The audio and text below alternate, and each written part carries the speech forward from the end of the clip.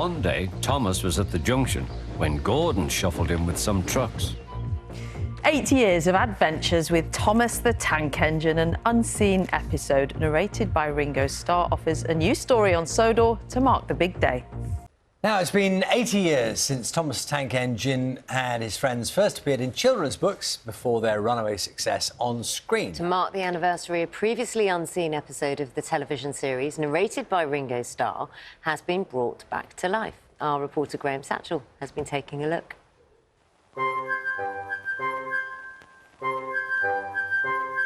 Never-before-seen footage of the pilot episode of Thomas the Tank Engine. It was filmed in 1983, but only recently discovered in the archive. One day, Thomas was at the junction when Gordon shuffled in with some trucks. The unmistakable voice of the original narrator, Ringo Starr. "Phew," remarked Thomas. "What a funny smell." Right from the very beginning, we see Thomas as a slightly cheeky little engine, this time making fun of Gordon, the bigger, stronger tender engine. Do you know what I think it is? It's ditch water. Thomas the Tank Engine harked back to a time where politeness was expected, rules had to be followed, and naughtiness normally had consequences. In the pilot episode, Thomas, already having been quite rude, ignores a warning sign with calamitous results. Stupid old boat, said Thomas. "There's no danger, there's no danger." "Look out," shouted his driver. "Come back." "Fire and smoke," said Thomas. "I'm sunk." Sunk indeed. What will happen to him? "Oh dear," he said, "I am a silly engine." It's Thomas. Hello, Thomas. Thomas and Friends was a hugely popular children's programme. More than 500 episodes were made, airing in 150 different countries. I'm sending you to work on the new branch line, Thomas. Maybe that'll help you think about being a little less cheeky. It had a major reboot when Mattel bought the franchise more than a decade ago. New animated episodes were made with new characters, many of them female for the first time. It's almost like a little enchanted forest. Oh, the kind of place you'd find fairies and elves and magical creatures. Marion the Railway Steam Shovel was voiced by Oscar winner Olivia Colman. Oh, hello there. You must be Annie and Clarabelle. Ryan voiced by another Oscar winner, Eddie Redmayne. My name is Ryan, and I'll be your engine today. "Down a mine, is he? Ho, ho, ho," laughed Gordon. "What a jokey chortle, puffing to the rescue." Back in the pilot episode, Thomas is about to be rescued by Gordon, the engine he was so rude to at the beginning. "Heave," called the Fat Controller. There is a moment of jeopardy, but Thomas is finally rescued and lessons are learned. "I'm sorry I was cheeky," said Thomas. "That's all right, Thomas, you made me laugh." 80 years on from the publication of the original books, the release of the pilot episode is a nostalgic reminder of simpler times. "United we stand, together we fall," said Gordon grandly. And buffer to buffer, the Allies puffed home. Graham Satchell, BBC News.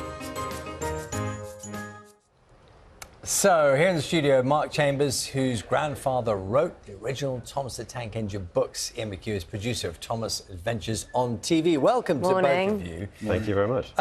Mark, for you, all of this is very personal, isn't it? Going right back. Take us to a place in time, your grandfather reading these stories to you. Yes, indeed. I have memories going back to very early days. I would think probably 5 years old, and him coming to stay with us at the family home in Devon. Can't remember the specific stories he would have read me, but he would bring out one of the volumes of stories that he'd written. And yes, it was a wonderful thing to have those stories read to me by him. And we're seeing a picture of them now. The stories obviously were already published at that point. They were already in the public absolutely. domain. By the time I was born, he'd completed all 26 books that he wrote initially. And then the TV series and everything that came after that was about a decade in the future. I'm going to ask the obvious question, but at age 5, you probably can't remember. Was he a good storyteller? I mean, I know he's written books that people have loved for generations. Yeah, no. But do you remember his voice? Could he deliver? Yeah.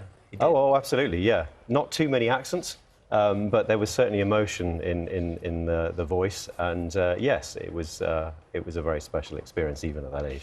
Ian, I think you have to I'm quite interested to hear what you might have thought about when you first saw it, because your grandfather had been reading the stories to you. But you have to be very careful with how you take something like Thomas the Tank Engine, which so many people, like you were saying, you watched earlier and you had the books and everything. Yeah.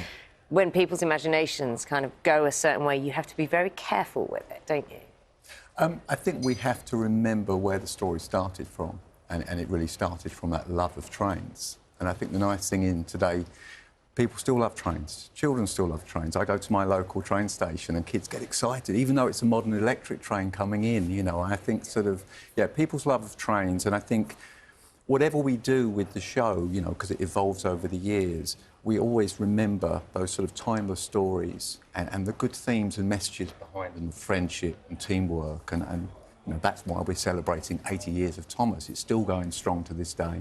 And there have been some remarkable voices attributed to Thomas the Tank Engine. Someone's just messaged in saying, I was a fan of the Thomas the Tank Engine books, grew up listening to Willie Rushton as a blast, you know, reading the books, and he's got the full vinyl LPs now as well, with all of those. Very collectible. I mean, Willie Rushton, Johnny Morris did a lot of reads long before the TV series, and then obviously with the TV series, Ringo Starr.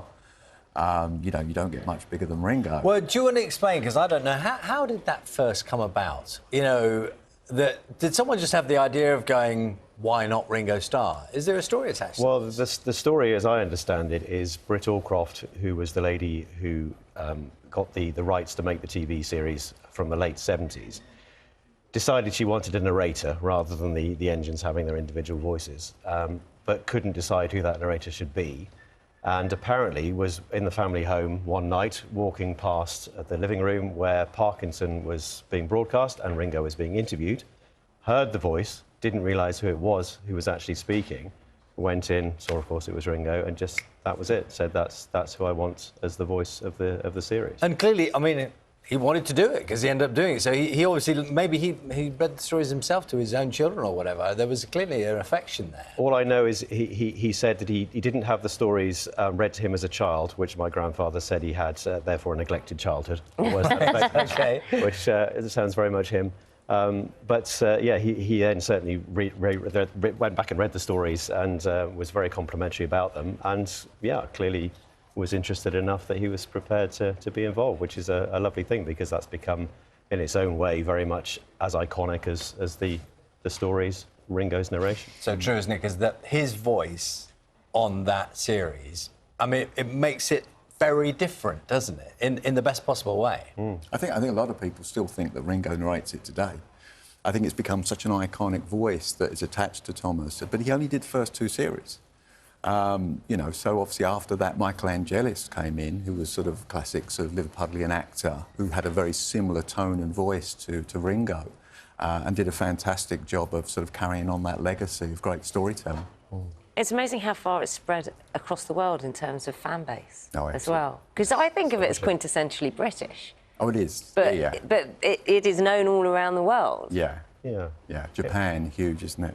Yes, huge in Japan. Huge in Japan. Yes, I mean, at its core, I think you're right. It is very much British, set in a golden age of the sort of 1940s and 50s on this mythical island, and yet there's something there that appeals to children, generations of children, on a global basis, and it's astonishing and wonderful.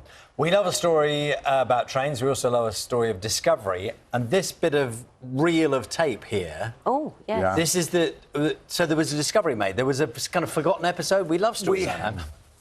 In 1983, so Britt Allcroft, as we'd mentioned, unfortunately Britt passed away last year, but she had gone to sort of Clearwater Films to create the first Thomas series, and they shot a test pilot to really sort of iron out all the kinks and stuff of how they were going to create the show. That was done. They created the first season. Thomas became sort of the huge show that everyone knows and loves, but the pilot was never seen again. And a couple of years ago, we sort of stumbled across some sort of archive footage and stuff that was in the Mattel archives, and we pulled it out to find out that this was, you know, the film cans of the pilot. We opened it up. I would have loved for it to have been the complete film ready to go, but it wasn't. It was film trims. There were elastic bands wrapped around, and it was in a poor condition. You know, we had to do a lot of work restoring it. Not only that, this particular can that we've got with us contains some of Ringo Starr's very first voice recording back in 1983 for the pilot. So put that all together with the sound effects we also found. The one thing that was missing was music. So I sort of decided I didn't want to bring in any old composer to just put some music on the pilot. So we actually reached out to Mike O'Donnell, who was one of the original co-composers, you know, the classic theme that everyone knows and loves. And Mike was only too happy to come in and give us a really nice bespoke score, and it really just came together really well. We're very proud.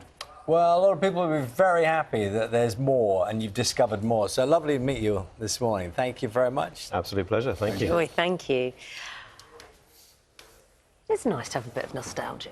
No, it is. It is. Straight away, I'm kind of going back into the stories. Very magical. Very magical. I was books, though. For me, it was books, not the animated show. No offence. Oh, no.